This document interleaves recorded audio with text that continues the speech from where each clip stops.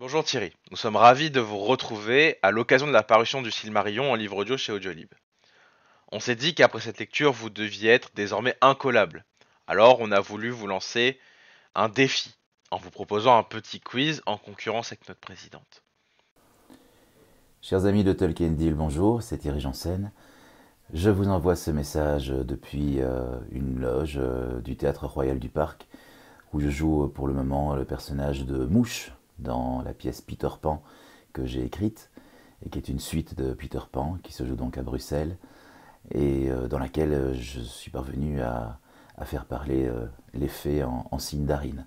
Donc on rend tous les soirs un petit hommage discret à Tolkien. Je vais essayer de répondre à toutes vos questions. Voilà, donc j'ai pas regardé à l'avance le quiz, donc je vais me faire écraser comme un petit elfe sous un gros balrog. Ben voilà, je vais me lancer, je vais lire les questions et je vais tenter d'y répondre. Bonjour à tous, je vais donc participer au quiz sur le Silmarillion, que je n'ai pas lu depuis un moment, alors j'espère que cela va bien se passer. Une première question, facile, pour se mettre en jambe. Qui a forgé les trois joyaux appelés Silmaril, dont il est question dans le Silmarillion? Bon, ça c'est facile, c'est la première question, je suis sûr que ça va se compliquer après. C'est Fëanor. Fëanor.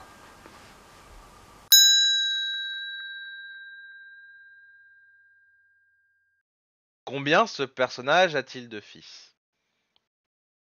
Ben voilà, ça se complique déjà. Fëanor, donc, a plusieurs fils. Je me rappelle de Corufin, Maglor, Maedhros. Il doit encore en avoir d'autres dont j'ai oublié le nom, donc je dirais qu'il en a 5, mais c'est peut-être plus que ça. Je vais dire 5 à tout hasard. 7. Il n'y a pas de fille.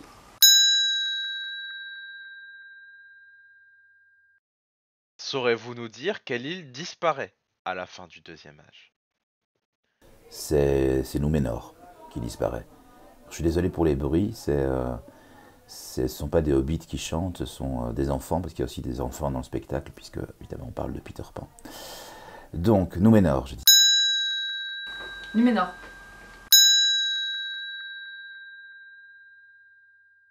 Quel est le nom de l'elfe qui tombe amoureuse du mortel Beren?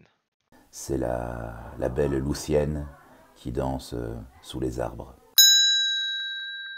Luthien.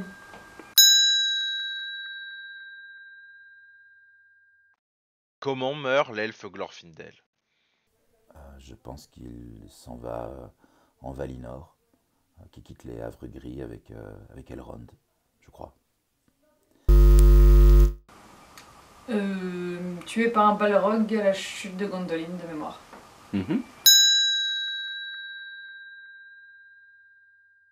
Quel était le premier nom de Sauron avant qu'il ne soit corrompu par Melkor?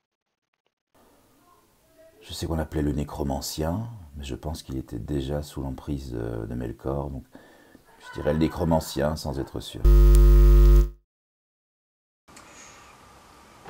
Je sais plus.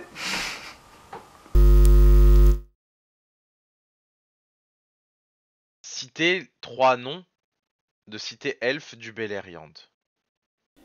Il y a Gondolin, il y a Nargothrond et Angband. Je pense que c'est considéré comme une cité elfe aussi, je pense. Menegroth, Gondolin et... J'ai un trou pour le troisième. Je commence par un O. Je sais plus.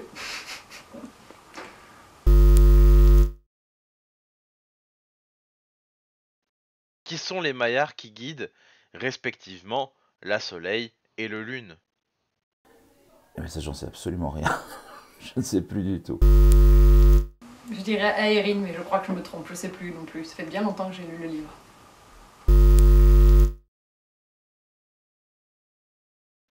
Et enfin, où les Silmarils finissent-ils à la fin de l'ouvrage?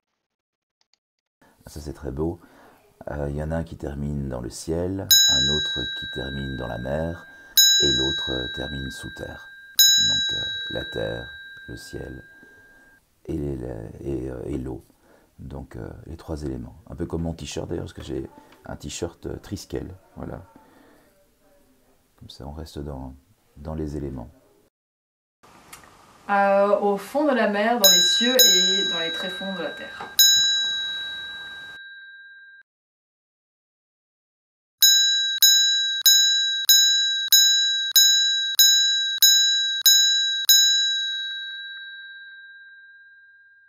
Maintenant je vais répondre à vos questions, en me disant que de toute façon j'ai perdu ce quiz. Et tant pis, c'est pas grave, l'important c'est de participer. Qu'est-ce que ça fait de se dire que vous avez pu découvrir cette nouvelle traduction avant le public? J'étais très impatient de lire la nouvelle traduction de Daniel Lauzon, parce que j'avais beaucoup aimé son travail sur Le Seigneur des Anneaux, et j'ai pas été déçu. Il a réussi à rendre beaucoup plus lisible le Silmarillion, qui est quand même très très très très complexe. Et j'étais très honoré de pouvoir la lire, cette adaptation dans les premiers, et très ému aussi. Que pensez-vous de cette nouvelle traduction du Silmarillion de Daniel Lauzon par rapport à la précédente de Pierre Allienne? Par rapport à l'ancienne traduction, j'ai un très bon souvenir aussi de la précédente traduction. Je l'ai lu il y a une vingtaine d'années, plus d'une vingtaine d'années. Et c'est vrai que le Silmarillion est tout de suite devenu un de mes livres de chevet, donc j'y suis évidemment très attaché. Mais j'avoue que la nouvelle adaptation, celle de Daniel Lauzon, un peu à l'instar de sa version du Seigneur des Anneaux, rend les choses beaucoup plus compréhensibles et beaucoup plus lisibles. Les histoires, ça m'a paru beaucoup moins compliqué que la première version que j'avais lue.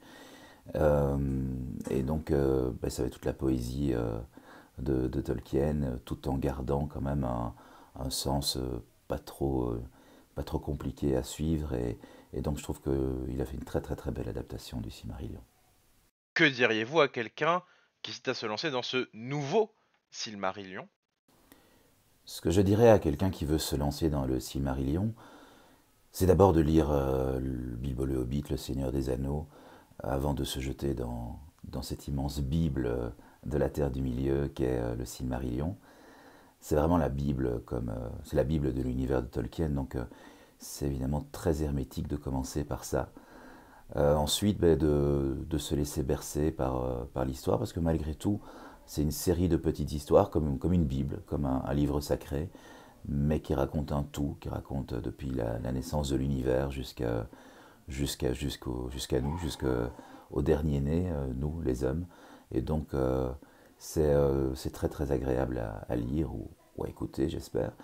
Et c'est vraiment une œuvre fondatrice de la littérature. Entre Le Seigneur des Anneaux, Les Enfants de Húrin et le Silmarillion, lequel avez-vous préféré enregistrer en livre audio?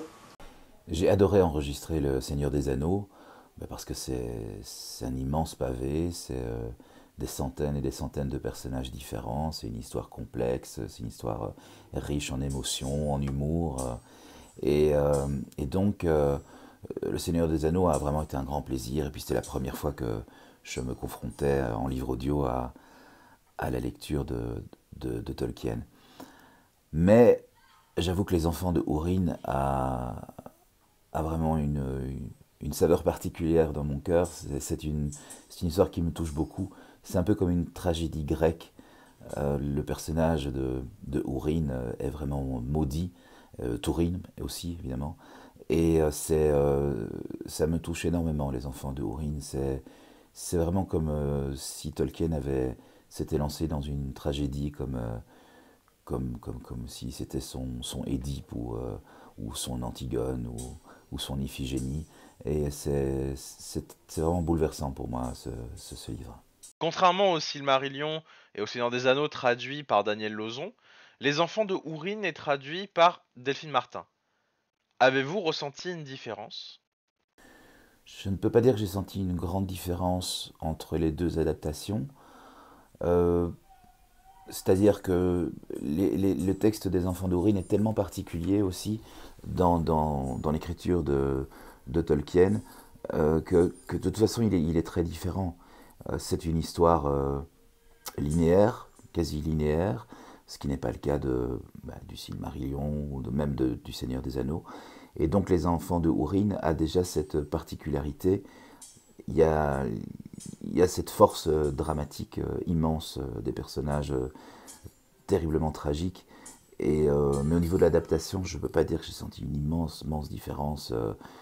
D'autant plus que les enfants de Húrin, à ma connaissance, n'avaient jamais été traduits en français auparavant, ce qui n'est pas le cas du Silmarillion ou du Seigneur des Anneaux. Quel a été le passage le plus compliqué à lire? Et pourquoi? Le début est le plus compliqué à lire, parce que d'abord c'est le début, donc il faut se replonger dans le monde de Tolkien, et puis on part du néant, on part de rien du tout. C'est comme le début de la Bible. Au début, il n'y avait rien, Fiat Lux et compagnie. Donc, c'est vrai que le début était assez ardu. Et puis, c'est tellement beau, c'est tellement lyrique. Fallait essayer de rendre palpable cette musique qui crée les anciens dieux. Et voilà, donc c'était très très beau et peut-être ce qui va être plus compliqué dans le livre. Quel est le passage que vous avez préféré de votre lecture et pourquoi? Le passage que j'ai préféré dans le Silmarillion et qui n'est pas le même que j'avais préféré à la première lecture. À la première lecture, il y a une vingtaine d'années, mon passage préféré c'était Beren et Lucienne. Et puis bon, là, depuis ça a été réédité dans une version longue, donc je privilégierais plutôt cette version longue-là. Mais dans le Silmarillion, la Calabeth me touche beaucoup. Comment est-ce que le personnage de Ar-Pharazôn met en péril le Númenor et la destruction de l'arbre blanc aussi. Et la chute de Númenor est quelque chose qui me touche beaucoup et qui fait référence évidemment à d'anciens mythes comme celui de l'Atlantide, bien sûr. Voilà, ce passage-là est vraiment toute la trahison et toute la perfidie de Sauron pour faire chuter la cité, l'île de Númenor. C'est quelque chose que je trouve passionnant. Et je pense que c'est ce que racontera la future série d'HBO, de Amazon, pardon, la future série d'Amazon. Mais ça, on saura quoi dans un an. Est-ce que vous auriez un mot de la fin? On est pour l'instant dans une période un petit peu sombre, un petit peu triste. On a l'impression que l'ombre de Morgoth plane sur nos têtes avec le virus, la remontée de l'extrême droite, du renfermement sur soi-même et tout. Et je dirais, par rapport à la peur que ça peut susciter, qu'il y a souvent une citation de Tolkien qui me revient en tête et qui dit celui qui fuit sa peur peut très vite se rendre compte qu'il n'a en fait qu'emprunter un raccourci pour la retrouver. Donc, affrontons nos peurs, regardons-la dans le droit des yeux, dans le blanc des yeux, et puis tout ira bien. C'est ce que je souhaite à tout le monde. Je vous embrasse et bon séjour dans l'œuvre de Tolkien et la Terre du Milieu. Merci Thierry d'avoir répondu à toutes nos questions, que ce soit pour le quiz avec notre présidente et aux questions de notre interview. Nous remercions évidemment Audiolib pour t'avoir transmis ces questions et de t'être prêté au jeu. Heureusement pour nous, l'honneur est sauf. On a réussi à avoir un score légèrement supérieur au tien, mais tu te débrouilles extrêmement bien. Nous espérons te retrouver très très vite, que ce soit sur Tolkien Deal ou à une autre occasion. Merci infiniment. Bonne soirée.